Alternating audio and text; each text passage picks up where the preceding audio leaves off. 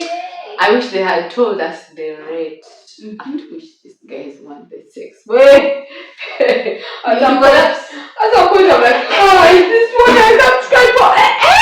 Something, and I don't know if it is the fire you have just gotten my daily, every time.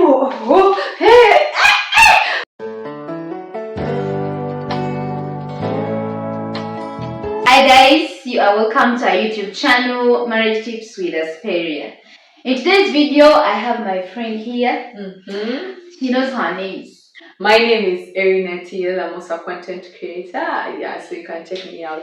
And so we are going to talk about the things we wish we knew before getting married. It would save us a ton of thoughts, a ton of stress. Like it would, bring us to reality a little bit. There are things which we see in marriage and you'll be like, I wish I knew this. I'm like, this is not what I expected. It's not that we had unrealistic expectations, no. But prior, that prior knowledge helps you re-strategize. Yes. Kati! So those are the things we want to share. Some of you are going into marriage. You could share from my experience. You go knowingly so that you don't go without knowing. So if you haven't subscribed, please subscribe. Get a cup of tea, get some popcorn, sit somewhere and let's vibe this jazz together. And feel free to put in the comment section below if you're married, also things that shocked you or things that you didn't know that would go that way. So anyway, but at least you're still young. Okay, I'm making maybe a year and a half. Yeah. Going to my second anniversary. And for you are veteran. How many years? I'm about 8. Are you for real? Yes. Yes.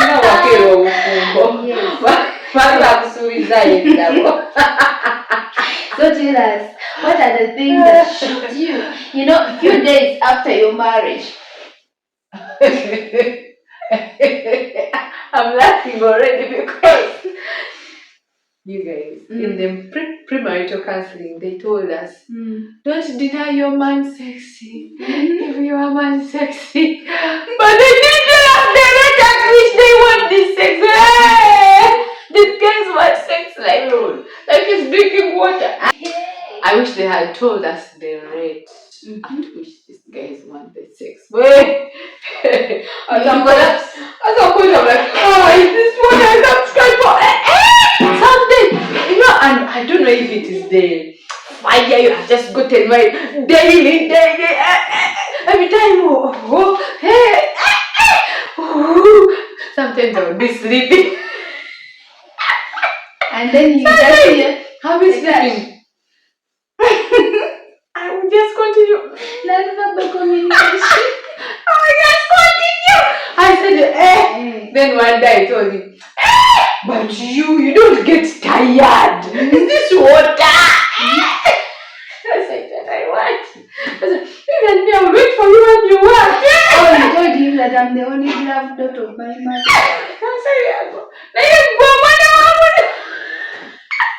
Nothing, okay. He was, the way I said, when someone wakes you up. You guys, okay, I'm just trying to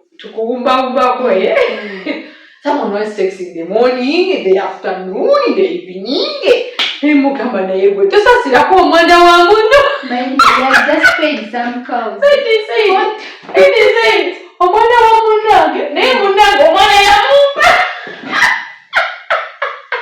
So you wish you knew that it was like that. What would you have done? Maybe you would have prepared. Prepare some muscle exercises so that you don't get muscle pull. Yeah. For you, how was it? Sex is very the first time. I know it's important, but how was it the first time? From you. Are you for real? Then as you are there, every time. And that's, by the way, those people who want to get married should expect that. That's not what we knew. Sometimes they shock us when we are young. And there's no one who's there to tell you. Even in premarital counseling, they will tell you don't deny the man sex. Men, okay, they will tell men are sexual beings, but that is the extent The headline is not defined very well. The point that someone is even waking you up at night. Yeah. And then as a single, I'm one person who loves my sleep. Now that's where I tell you that it's a compromise. You add just here and there. He wants to nyam nyam and 3 a.m. at night. She's like, hey, I thought you're supposed to be waking up to bind demons or to praise God. For you are waking up for what? Priest of my house. And let me tell you, even the most holy of men, pastors, what they are first men before pastors. And you know, so that's why God said that if you cannot control your body, marry. Because it is the only way you can quench your sexual. Let me tell you also, if someone has a challenge of maybe sexual lust or what, I feel marriage will not be their problem. Of course, because they will marry and still lust. So rather you first deal with those demons, with those ghosts. I feel demons, people may think I sounded extreme. Okay, you first deal with those challenges and then you settle down in marriage. Because some challenges can haunt you even in marriage. Yeah, but ideal sex is good. And that is the only thing your parents cannot offer. And that's why you get married, partly. Because Erina, your mother can afford to give you anything. There you hit hard. Your mother can afford to buy, your dad can afford to buy you, to put in a nice house, put in everything. But there's something they will not give you. And that's why Mr. is around. That is what makes him also sometimes traffic lights say go slow, house ahead.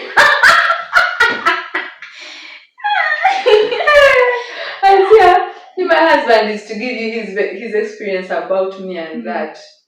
You will laugh. First of all, I was like, how do you dare wake me up? For me as sex? Well, did you feel shy? Sex? Huh? Did you feel shy? Like to ask? I was baffled. I was confused. How can you wake someone up for sex? Like sex? Like you thought sex is like food where you eat lunch and you satisfy them. I even thought you can have sex like once in a month. So you wish you knew that it was more often. Of course, people used to talk about it, but it was just theory. When you are there and they are waking you up at 3 a.m. The thing is that for me, the thing I wish I knew was like, I wish someone told me that men are only old, but they want to be pampered. Like sometimes when you get married, you have an idea that this man is mature. Sometimes we marry men that are older than us. But when you reach in marriage, you get shocked about the things that they do. Outside, he's the king, he's the mature man. Everyone, even they want to ask him, be member of parliament. He's the priest of your house. But reach home. Some point in the house, he's the biggest baby of that house. He will ask you, where is my underpants? Yet it is just... Sometimes you want to ask, do we put it on together? Where are my clothes? Yes, they are just hanged there. I tell you, and for us we have a drawer for stockings. They confuse me. Stockings or stockings? They are socks or stocks? Okay, those things over there. So it is full right about now. But to get matching a pair, that black. Get one. And if you are to navigate very well, he always says I use them. But if you are to navigate very well, he has lost all of those. When he comes back from the doorstep, you will be picking, talking. And there is a laundry bin. Have you ever seen a man who is putting on torn socks? Are you for real? Like the whole, these are called what? The toes. They have already gone through. And you ask this man, is he not seeing that? The chituli in the story. And some people will be like, this man, his wife doesn't care. You people, sometimes we care, No, I have washed the stockings. The time I check the laundry bin, there is only They are like 30 stockings, each one leg, not 30 pairs. I will wash what is available. Sometimes you will go in these Crocs, he has put in stockings. You come back with one. Where will I find the other one? Then you say we don't care for our husband. Then you will see him putting on a black stockings and a blue stockings. Sometimes it's not our suit. So I just wish someone told us. And by the way, if you want to be happy, you just have to do. Because let me tell you, it takes a lot of humility. It takes time. It's a process. Because imagine, you left me at home. I'm tidying the house, and then you come back and litter stockings here, the other one here, the shoe is there. So it takes a lot of patience, a lot of humility. It's a process to outgrow those things. But sometimes there is a time I feel like I'm going to leave everything you have littered, even if for one whole month. But then at some other time, it is part of understanding a person. You get to know his weaknesses. You support him through his weaknesses, and you will get to know your weaknesses and support you through your weaknesses. You see me talking like that about him. If you're also to ask him about me, the chapter is also there. So we both have our weaknesses, but I wish they told us. The way they praise men in society, you would not think that the king will turn out to be a small boy, a baby. And sometimes they want to be babied, like everything. Then there's the time I told my husband, I gave you tea, you didn't eat. Then he said, you didn't beg me to eat. And think about you are just saying, please you eat. That you and did and you give. This is a big baby. And think about the time a man is sick.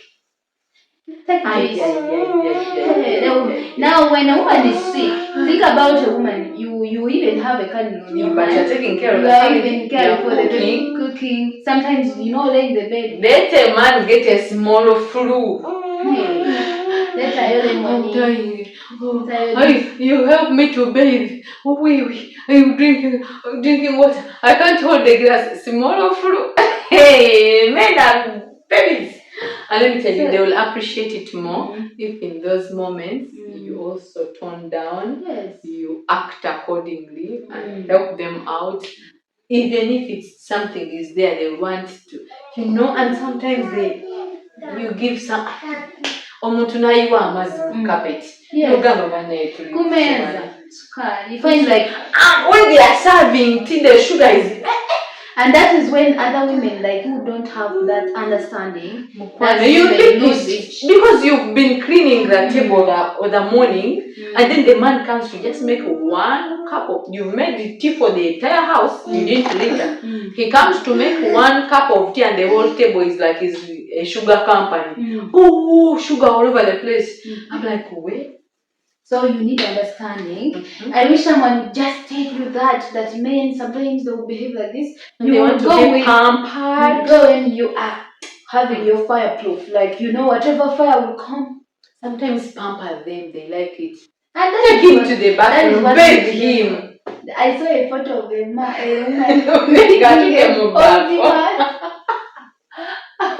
And if you find that makes your husband happy.